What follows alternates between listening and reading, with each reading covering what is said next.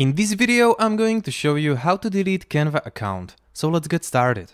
First, click on this gear icon and then go Login and Security. Scroll all the way down and click Delete Account. Now you are going to receive code on your email. Then just copy your code from your email and paste it here.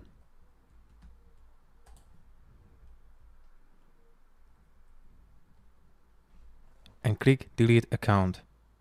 Also remember, you can log back to your account in 14 days, but after 14 days it will be permanently deleted. Click Delete Account. And that's it. This is how can you do it. If this video was helpful, please hit the like button, and if you want to support this channel, subscribe to the channel, and see you later. Thank you for watching. Bye bye.